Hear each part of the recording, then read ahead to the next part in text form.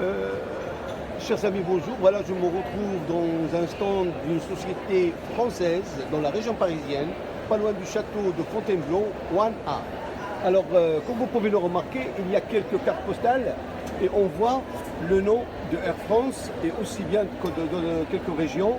Il y a la capitale Paris et je vais laisser la parole à la personne s'il peut s'exprimer. Comment ça se fait pour Air France? Il y a plusieurs cartes qui sont bien différents. Ah oui, alors là, vous voyez, Air France Maroc.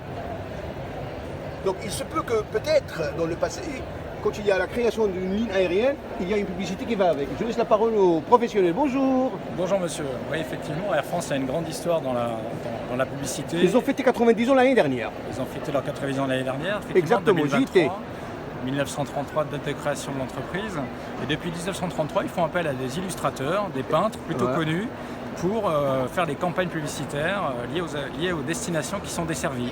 Et donc des années 30 jusqu'aux années 60, avant l'arrivée de la photographie, c'était des illustrations, les artistes peintres qui font des illustrateurs effectivement qui exerçaient leur talent pour vanter les mérites de la destination, avec toujours un petit peu le même cahier des charges. Il fallait un avion, un endroit emblématique, le nom du pays.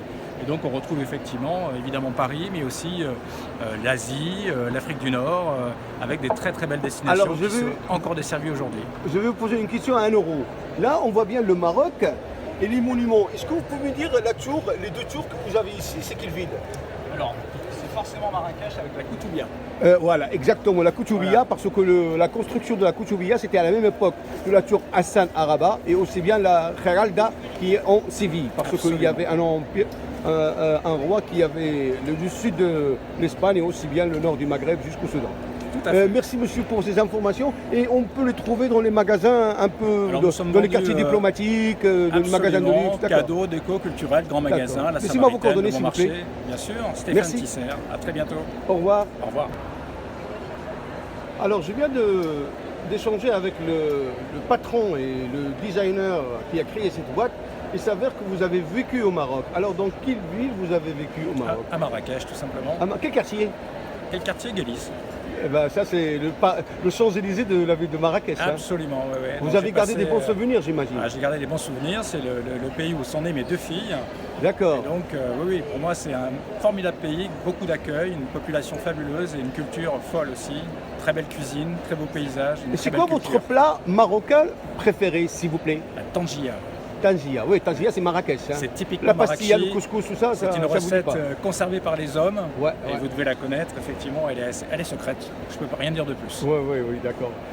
Et vos enfants, ils étaient scolarisés au lycée Victor Hugo? Absolument, Victor Hugo à Marrakech. D'accord. Et qu'est-ce qu'ils deviennent? Il faut savoir que... Ils poursuivent leurs études en France maintenant, aujourd'hui. Oui, j'imagine. Elles sont jeunes, c'est 15 et 17 ans. D'accord. Mais voilà, j'ai bon espoir de retourner au Maroc. Voilà, et ben, je suis né au Maroc, j'ai grandi au Maroc. Il faut savoir que le Maroc, c'est un pays francophone à part entière. Et il a des bonnes relations avec la France. Et surtout, le général de Gaulle avec Mohamed V, Hassan II, qui demeurent en paix tous les deux, en paix, là où ils sont. Et le roi Mohamed VI, qui est souvent à Paris pour ses visites privées. Pour son plaisir. Voilà, pour son plaisir, voilà. Et c'est vraiment, on peut faire plaisir avec des petites cartes comme ça, parce que ça nous rappelle le bon vieux temps. Absolument. Merci beaucoup. Merci. Avec au revoir. plaisir.